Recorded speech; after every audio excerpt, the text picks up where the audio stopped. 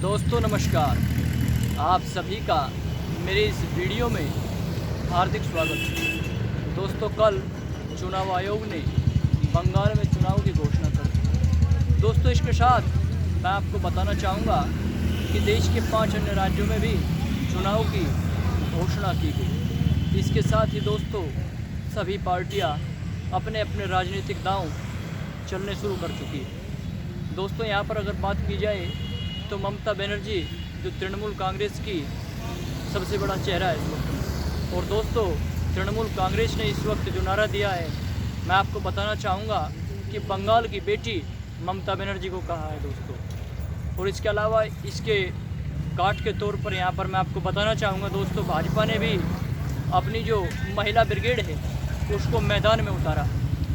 पूरी की पूरी भाजपा की जो महिला ब्रिगेड है वो मैदान में है। चाहे वो रूपा गांगुली जैसी अभिनेत्रियाँ हो, उनको एक चेहरे के तौर पर पेश किया गया और उनको बंगाल की बेटी के रूप में दिखाया गया। दोस्तों यदि बंगाल में बात की जाए तो पिछले विधानसभा में 2016 में दोस्तों मैं आपको बताना चाहूँगा कि 294 सीटें इस बंगाल विधानसभा में हैं। दोस्तों मैं आपको यहाँ पर बताना चाहता हूँ यहाँ से, जिसमें से 211 पर टीएमसी ने अपना कब्जा जमाया था। इसके अलावा कांग्रेस को 44 सीटें यहाँ पर मिली थी और माकपा के खाते में भी खासी सीटें यहाँ पर गई थी दोस्तों। लेकिन भाजपा की जो हालत है वो बंगाल में काफ़ी ख़राब रही है पहले से। और आप सभी जानते हैं कि बंगाल हमेशा से ही लेफ्ट का गढ़ रहा है। लेफ्ट की सरकार लगभग 35 साल तक बंगाल के अंदर रही है दोस्तों। मैं आपको बताना चाहूँगा कि लेफ्ट की सरकार लगभग 35 साल तक बंगाल में रही। और इसके अलावा पिछले 10 साल से ममता दीदी की वहाँ पर दोस्तों सरकार, यदि उनके कार्यकाल की बात की जाए तो लगातार उन पर ये आरोप लगता रहा है दोस्तों। मैं आपको बताना चाहूँगा कि उन्होंने बंगाल में बांग्लादेशी घुसपैठियों को बढ़ावा दिया। बांग्लादेश के जो अवैध नागरिक है वो भारत में घुसपैठ करते हैं तो बंगाल में ही शरण पाते हैं। लगातार भाजपा उन पर दोस्तों मैं यहाँ पर आपको बताना चाहूँगा कि ये आरोप लगाती रही। इसके अलावा दोस्तों मैं यहाँ पर आपको बताना चाहूँगा कि बंगाल की जो आबादी है वहाँ पर 70% हिंदू आबादी है। इसके अलावा दोस्तों 28% वहाँ पर मुस्लिम आबादी है। और इसके बाद भी दोस्तों वहाँ पर कभी भाजपा अपना कमल नहीं खिला सकी, यानी भाजपा हमेशा से वहाँ पर मायूस रही है। भाजपा जहाँ तक देखा जाए दोस्तों एक हिंदुवादी पार्टी के तौर पर पूरे देश के अंदर जानी जाती है। और हिंदुत्व के यदि पोस्टर बॉय के रूप में किसी पार्टी को आप सभी जानते हैं तो वो भाजपा है। लेकिन वहाँ पर फिर भी पहले लेफ्ट का वहाँ पर किला रहा। इसके अलावा दोस्तों ममता बनर्जी का, जैसे मैंने आपको बताया, वहाँ पर एक तरीके से आधिपत्य रहा। लेकिन कभी भी वहाँ पर भाजपा ने अपना किला, भाजपा वहाँ पर अपना नहीं जमा पाई। भाजपा कभी भी बंगाल में उस तरीके से सत्ता पर काबिज नहीं हो पाई जिस तरीके से उसको होना चाहिए था दोस्तों। इसके अलावा मैं आपको बताना चाहूँगा कि बंगाल में एक मतवा नाम का जो एक समुदाय है दोस्तों, उसकी वहाँ पर 1.5 करोड़ आबादी है। और दक्षिण 24 परगना और उत्तर 24 परगना के अलावा दोस्तों नदिया का जो इलाका पड़ता है उस पूरे इलाके की लगभग 70 विधानसभा सीटों पर इस पूरी आबादी का वहाँ पर एक तरीके से दबदबा रहता है। यानी कि ये आबादी जिस भी तरफ झुक जाती है कहीं ना कहीं वहाँ पर राजनीतिक समीकरण उस पार्टी के पक्ष में चले जाते हैं।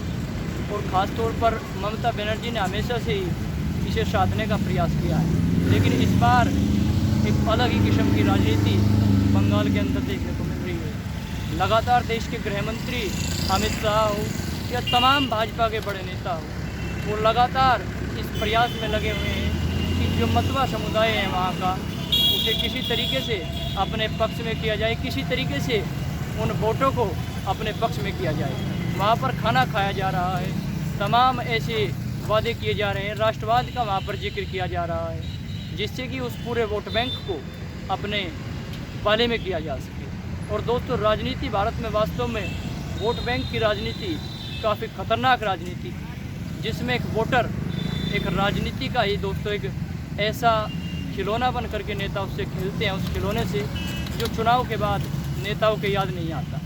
चुनाव समाप्त होते ही वो पूरा वोट बैंक दोस्तों एक पूरी अपनी पुरानी ज़िंदगी पर, पुरानी जो उसकी बदहाली की ज़िंदगी है दोस्तों, उसी पटरी पर वापस लौट जाता है। और ये दुर्भाग्य है दोस्तों इस देश का कि 70 साल में वोटर इस राजनीतिक बिसात पर एक गोटी की तरह राजनेताओं के द्वारा इस्तेमाल किया जाता रहा, और ये इस देश का दोस्तों दुर्भाग्य रहा, मैं आपको बताना चाहूँगा।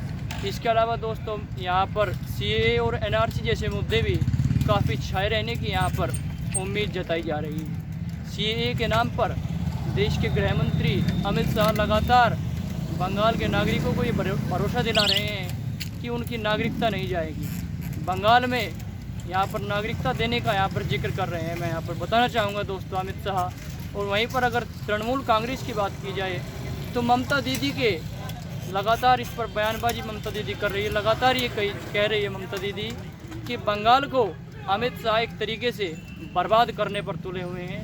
सीए और एनआरसी एक दिखावा है और बंगाल के लोगों को एक तरीके से बेघर करने का दोस्तों भाजपा ने प्लान बनाया है, ऐसा कहना है ममता दीदी का। और ममता दीदी लगातार इस बात का प्रचार कर रही है। लेकिन दोस्तों मैं आपसे पूछना चाहूँगा कि यदि सीए और एनआरसी एक दिखावा है, एक आडंबर है, भाजपा का एक नाटक है, तो यहाँ पर मैं पूछना चाहूँगा कि ममता दीदी के शासनकाल में लगातार दोस्तों हत्याएं क्यों होती है। आप मेरे पीछे यहाँ पर देख रहे हैं, कुछ लोग लगातार यहाँ पर आ रहे हैं, लगातार मेरी इस वीडियो के पीछे आप लोगों को देख रहे हैं। लेकिन मैं जो वीडियो बना रहा हूँ दोस्तों, यहाँ पर मैं आपको कहना चाहूँगा कि क्या किसी देश का अपना नागरिकता रजिस्टर नहीं होना चाहिए?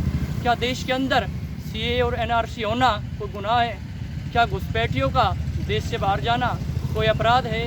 क्या रजिस्टर बनाकर भाजपा अपराध कर रही है? दोस्तों ये कोई अपराध नहीं, ये हर देश का एक अपना रजिस्टर होता है और जो होना भी चाहिए।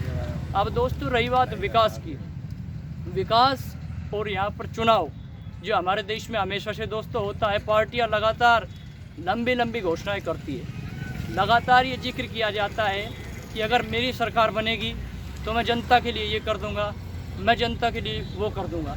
लेकिन दोस्तों विकास के धरातल पर वे योजनाएं कभी उतरती नहीं, कभी उनका नतीजा हमारे सामने नहीं आता। जहाँ तक दोस्तों 2016 के चुनाव की भी बात की जाए, मैंने आपको बताया भी कि भाजपा को केवल और केवल 3 सीटें मिली थी। वो 3 सीटें दोस्तों राष्ट्रवाद के नाम पर मिली थी या किस नाम पर मिली थी, आप इस बात पर भी दोस्तों विचार कीजिएगा। वहाँ पर भाजपा का जो झंडा है वो बुलंद क्यों नहीं होता?